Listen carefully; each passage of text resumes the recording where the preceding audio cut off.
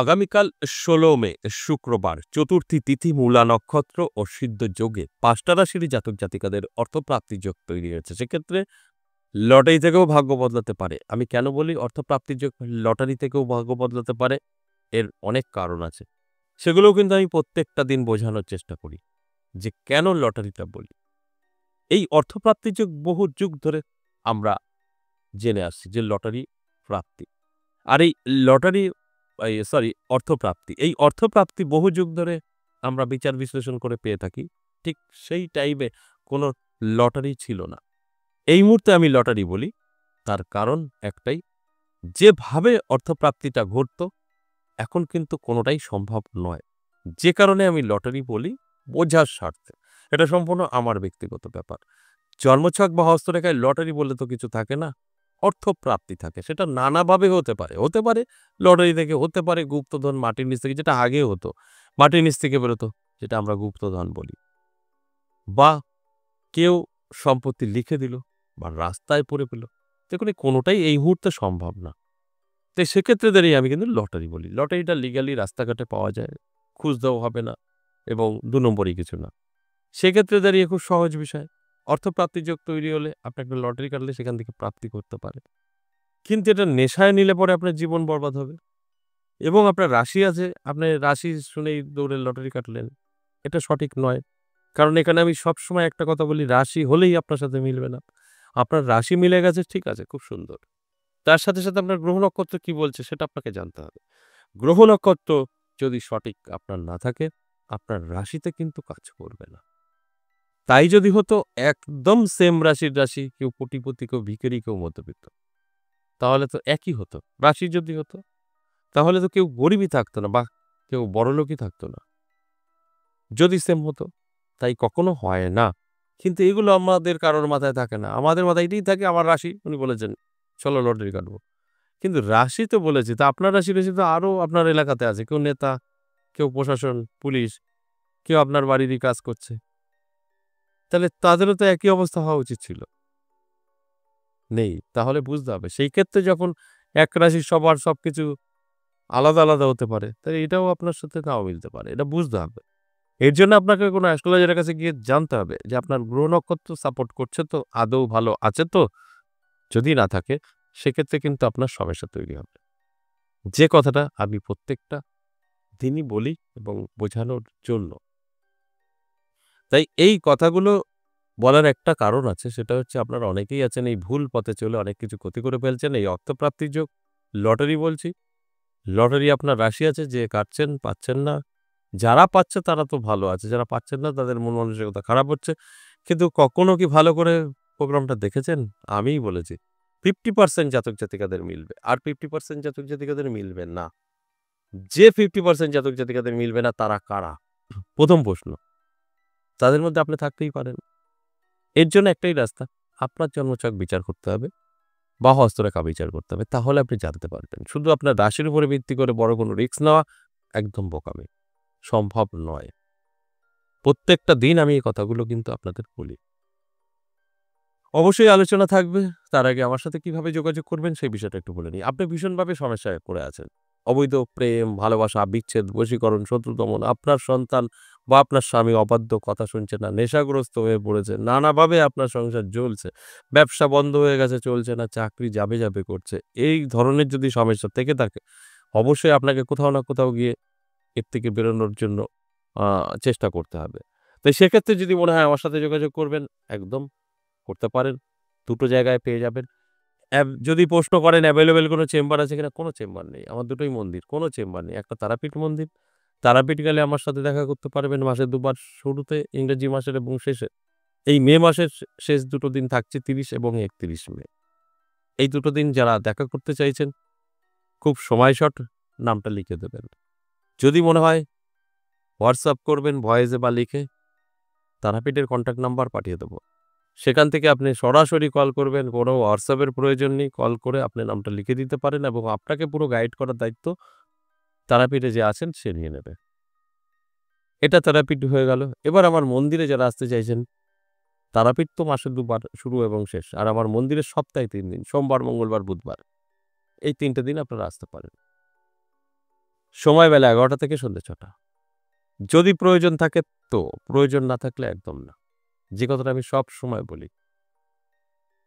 এবার দেখুন এই যে দুটো জায়গার যেকোনো জায়গায় আপনি আসতে পারেন, আমার সাথে সাক্ষাৎ করতে পারেন, আপনার সমস্যা নিয়ে আলোচনা করতে পারেন, কথা বলতে পারেন, এগুলো তো আছেই।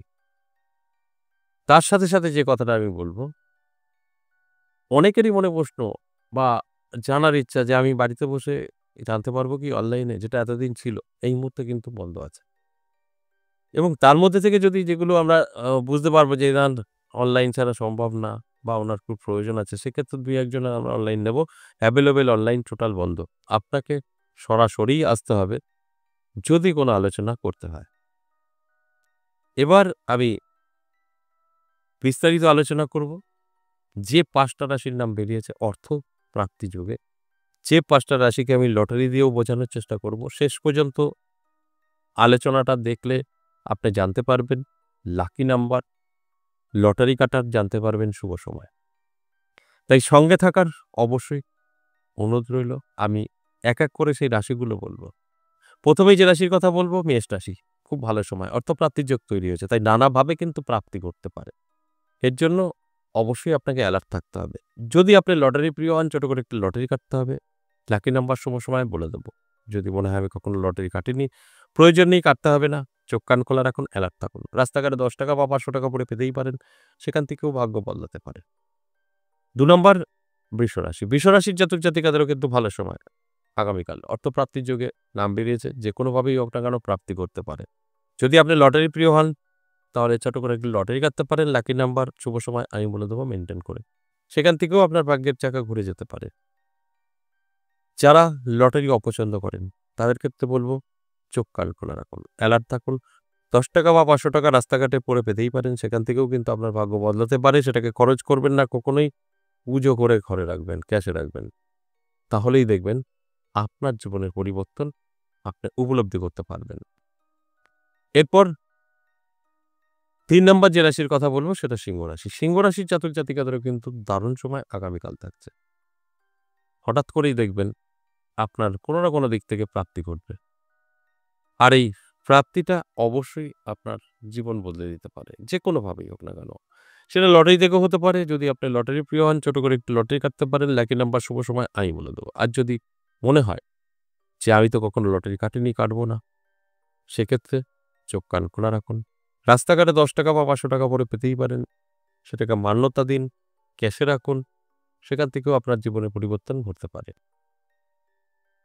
এরপর ৪ নাম্বার যে রাশির কথা বলব কন্যা রাশি।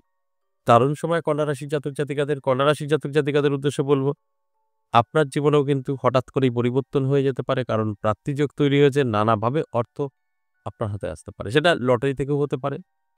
যারা লটারি প্রিয় তাদের জন্য বলব লাকি নাম্বার শুভ সময় মেইনটেইন করে একটি টিকিট কাটতে পারেন। যদি মনে হয় আমি কখনো লটারি কাটিনি, কাটবো না, সেক্ষেত্রে বলব অবশ্যই চোখ কান খোলা রাখতে পারেন। ৳১০ বা ৳৫০০ আপনি রাস্তায় পড়ে পেতেই পারেন। সেটাকে মান্যতা দিন, পুজো করুন, ক্যাশে রাখুন। সেখান থেকেও আপনার ভাগ্যের পরিবর্তন ঘটতে পারে।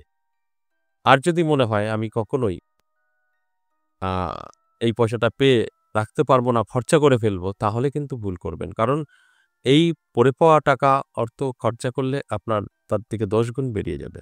তাই পুজো করুন, ক্যাশে রাখুন। এর থেকে ফল পাবেন। সর্বশেষ ৫ নাম্বার বৃশ্চিক রাশি। বৃশ্চিক রাশির জাতক জাতিকাদেরও কিন্তু দারুণ সময়।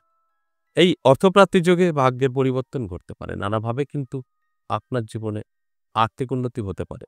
যদি আপনি লটারি প্রিয় হন তাহলে ছোট করে একটি লটারি কাটতে পারেন। লটারি থেকেও ভাগ্য বদলাতে পারে। লাকি নাম্বার শুভ সময় আমি বলে দেব। যদি মনে হয় না আমি লটারি কখনো কাটিনি, কাটবো না, সেক্ষেত্রে বলব চোখ কান খোলা রাখুন, অ্যালার্ট থাকুন। রাস্তাঘাটে ৳১০ বা ৳৫০০ পড়ে পেতেই পারেন। সেখান থেকেও আপনার ভাগ্য বদলাতে পারে। তাই আপনাকে কিন্তু অ্যালার্ট থাকতেই হবে।